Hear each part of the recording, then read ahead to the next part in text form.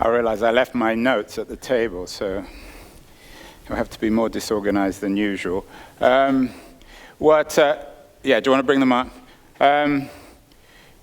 What Mikhail was really saying was that I'm a miserable pessimist. And after every speech, he always says to me, you've got to be more cheerful. You've got to be more positive about the future. So I was trying to think, how is that going to happen? Thank you. And then I saw Menno's slide this morning about Patagonia. And I figured, if you wear the right clothes, you can be cheerful, you can be an optimist. So I had a Patagonia sweatshirt in my room, and I'm going to put it on. And Mikhail, this is automatically going to transfer me into a really happy, positive futurist. And not only that, but a good person, a giving person, a generous person, the kind of person that we've been told today will save the world. At least I can carry that. I can do that for about 20 minutes, and then I'll go back to being the miserable sod that I actually am. So the theme of Utopia is, of course, central in this event. We've had several conversations about the idea of getting to utopia. We heard earlier about Thomas More, and in my last book, How to Fix the Future, I have a section on Thomas More, Sir Thomas More, the early 16th century Englishman who wrote Utopia, which in Greek means no place. I think it's important, as has already been suggested, that the idea of utopia always comes up at traumatic moments, at deeply disruptive moments in our history. So throughout today, we've heard that we are living in what the Chinese would call interesting times, times that we don't really understand, times in which our traditional values are being undermined, which the world that we were grown up in, the world that we take for granted, is being taken away from us. And I think it's really important to understand that utopias are by definition always nostalgic.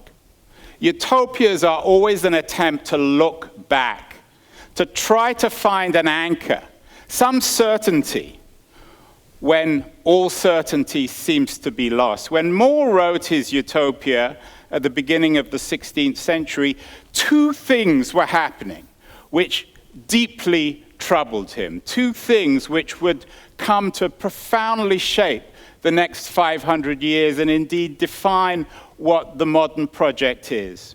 The first was a transition from a feudal to a capitalist economy. This, of course, wasn't an urban economy.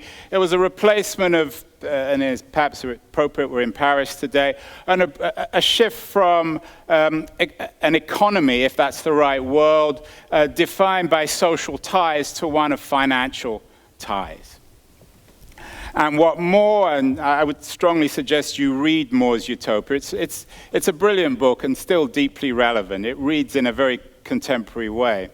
What More was deeply troubled with was the replacement of the certainties of the social relations of feudal Europe with early capitalism, the replacement of the kind of lord, peasant, tenant arrangement which had been age-old, which had lasted many centuries and had built up a kind of social contract around those things with the economy of money.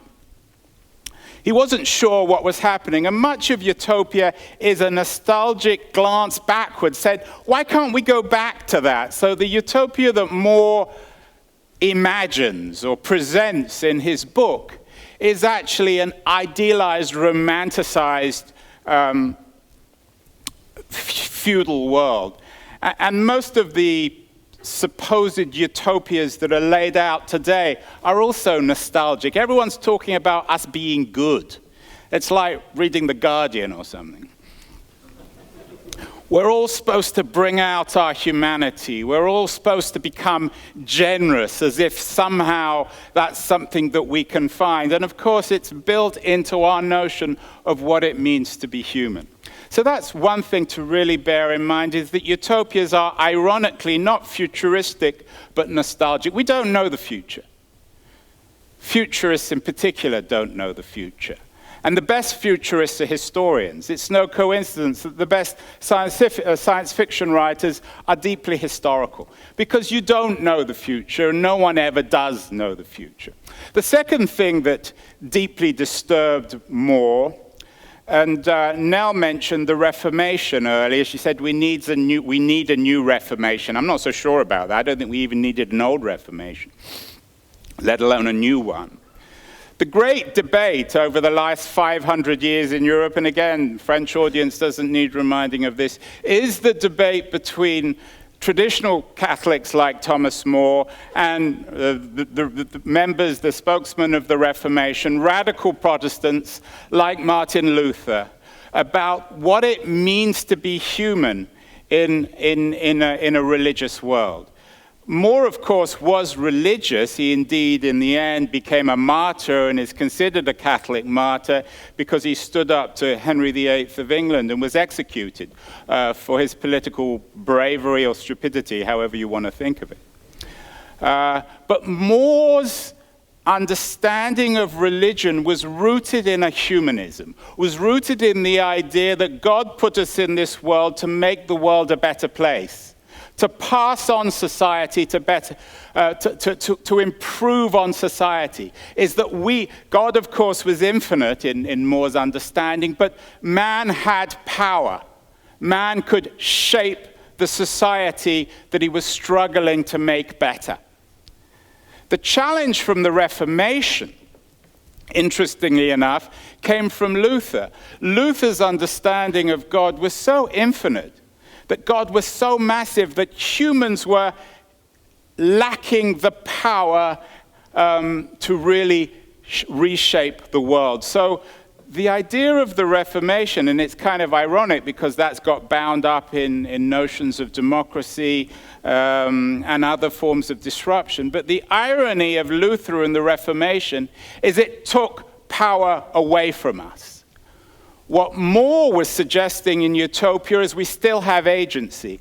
And the act of writing Utopia is itself, by definition, an act of suggesting that we can indeed make the world a better place. Luther never wrote Utopia. The very definition of writing Utopia for Luther would have been irreligious. It would have been something he might have put himself to death for or burnt himself over.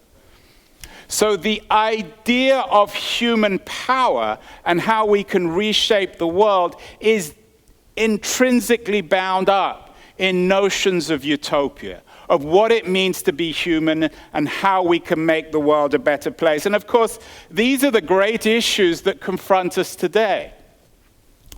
Now, it's always, we also heard about the Industrial Revolution and its role in today's technological revolution, but I think it's worth understanding the role of the Industrial Revolution and the way in which More's world has kind of worked itself out. It's rather ironic.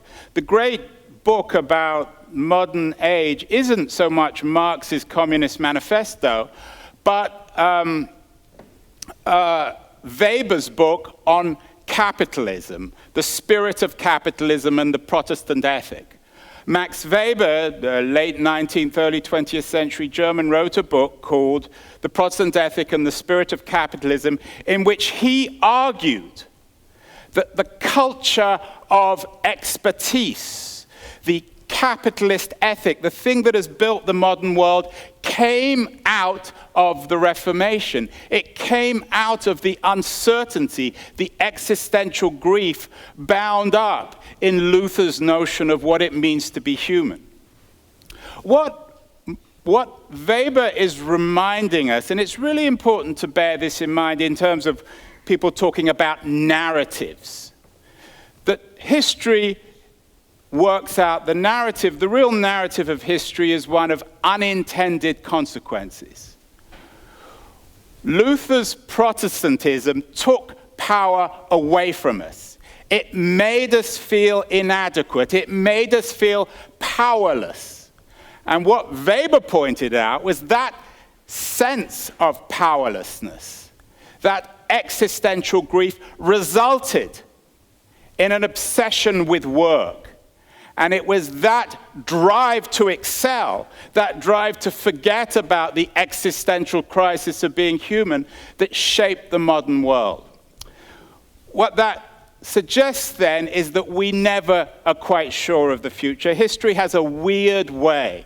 The story of humans is always weird, and things never quite work out as intended. That, of course, is particularly true of the digital revolution. Now, when the digital revolution began, many idealists saw it in More's terms of one of empowering us. The nature, by the way, of industrial society, I stole this slide as well, is of the iron cage. What Weber worried about capitalism in the modern age was excessive specialization. He feared that it was taking away our creativity. And that, indeed, I think, is perhaps more than Marx, the best critique of industrial capitalist society.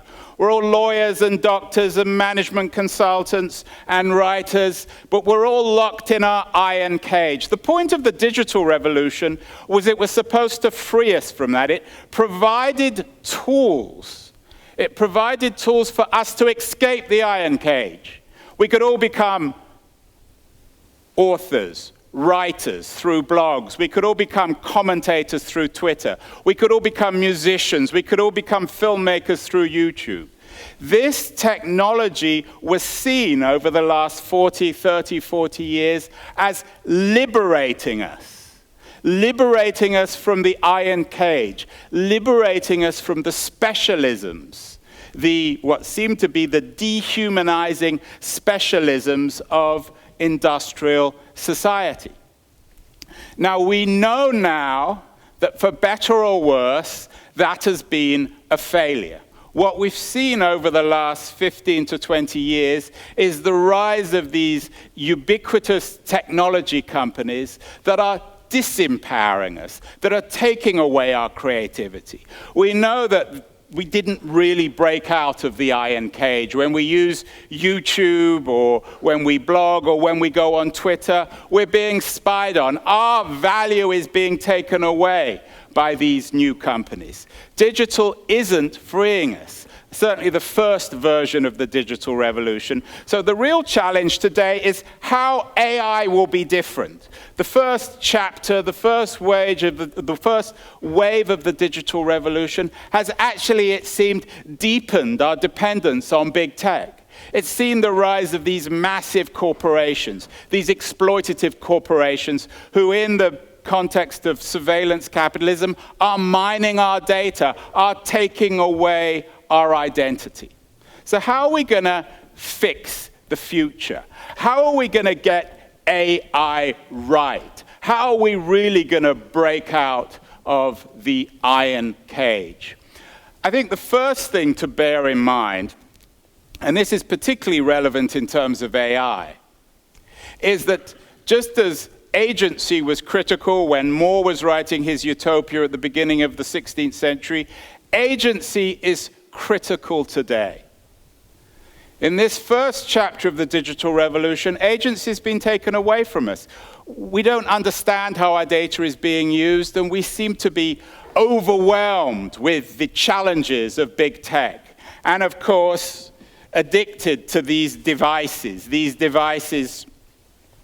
which we think we control, but actually control us. So how are we going to seize back agency from this? How are we going to really turn the digital revolution into the humanist revolution that it promises? Agency, as I suggested, is key.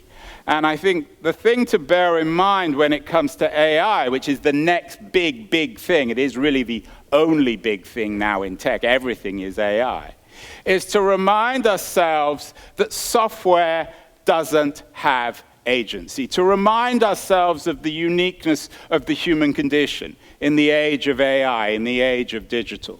The woman who invented software, a woman called Ada Lovelace, was a 19th century Victorian self-taught mathematician, the daughter of the daughter of Lord Byron, the business partner of the guy who invented the physical computer, Charles Babbage. Lovelace understood right from the beginning that computers can't think for themselves. Computers can't have goals. Computers don't have agency. Software knows what it's told to do, but software has no conscience. It has no soul. It has no ability to think for itself. So agency is key. In the world of AI, we need to understand that we're calling the shots, and it's not AI that's calling the shots. Agency, then, is the meta-theme in terms of fixing the future. But there are 4 or 5 subtexts that I think we need to remind ourselves of. The first is that government matters. Regulation matters. Just as in Moore's age or in the 19th century, the role of government was critical, so the role of government is critical today in harnessing this technology for the benefit of mankind. So we need, whether it's breaking these companies up, whether it's making sure that they're regulated in ways that they don't exploit our data, whether it means they pay that they pay their taxes. Government is key, but we need, I think, and this has been a theme that's come out throughout the day too, we need a new kind of government.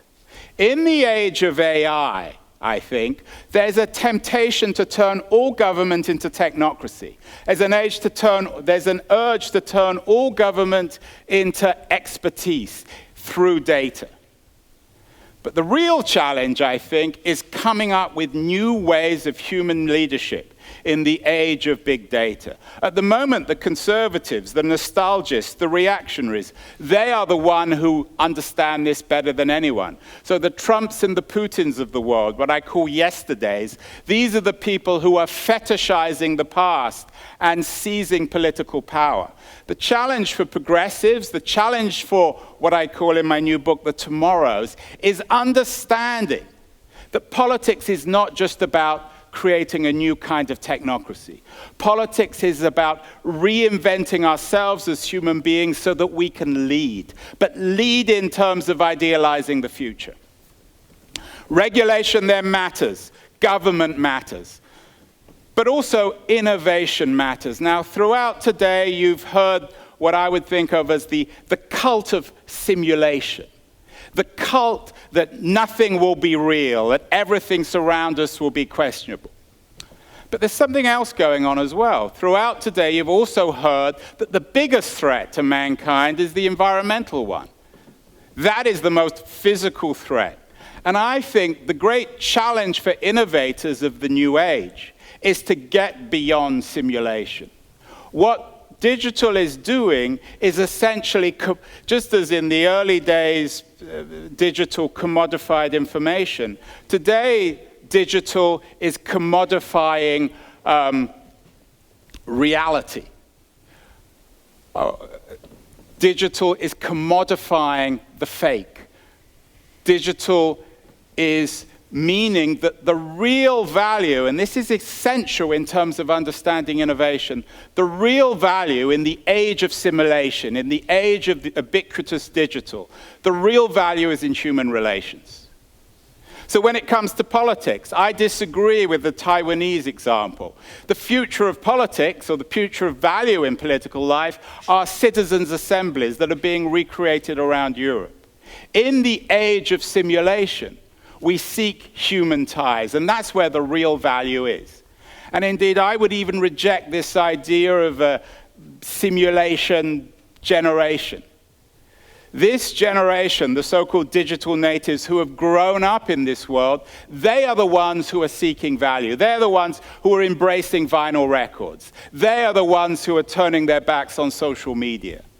They are the ones who want the physical experience more than anything else. So real innovation in the so-called digital age, in the age of simulation, will come through the physical.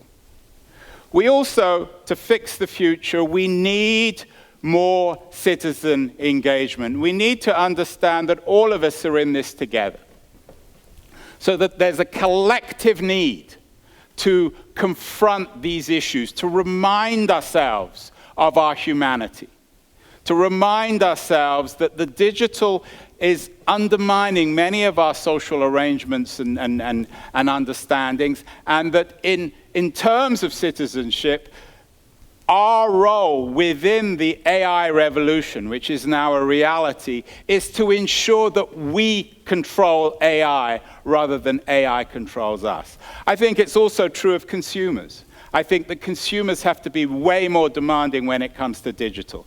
And you as producers or managers will have to understand that. Just as in the industrial age, the industrial world was civilized by consumers who demanded better products, whether they were cars or food. The same will be true of digital. Finally, final point, education. This is the key, I think, to fixing the future. Moore's book, Utopia, was a kind of education. We need to understand that the cage has been broken, that in the industrial age, we were all trained to be specialists because we didn't have these. We didn't carry around these mini supercomputers in our pockets today and our heads probably tomorrow. In this age, we will be able to replicate everything that we had value of in the industrial age. Lawyers, doctors, fast food workers, drivers, everything will be automated through the machine. So the very structures of industrial education system, the top-down system that drove value in the industrial age, is no longer relevant. So what kind of education do we need? We've flown the iron cage, we've escaped from creativity, but of course outside the iron cage is AI. Outside the iron cage is the threat that we've made ourselves redundant. This is the great opportunity for us, maybe not so much a new Reformation, but a new Renaissance. Because the one thing that digital can't do, the one thing that the algorithm can't do, is be creative. The one thing that the algorithm can't do is have agency. The one thing the algorithm can't do is write utopia. The one thing the algorithm can't do is make speeches like this. The one thing the algorithm can't do is sit down with a book, as you might do with Moore's Utopia, and think for yourself. Software has no goals. So what we need in this new world, the key way to fix the future is to ensure that the very forces that software can't replicate are taught or at least encouraged in schools. Above all else, creativity. But creativity needs to be taught in alliance with technology. We cannot educate Luddites. And the great challenge today is walking this thin line between embracing technology and hating it. So the best kind of new education systems are one which teach us to work with smart machines and to add our value. We won't get to utopia that way, but this is the key strategy if we are to indeed build a better future, one in which human power and creativity and meaning and value and all the other things that have been discussed today are maintained in the age of the smart machine. Thank you.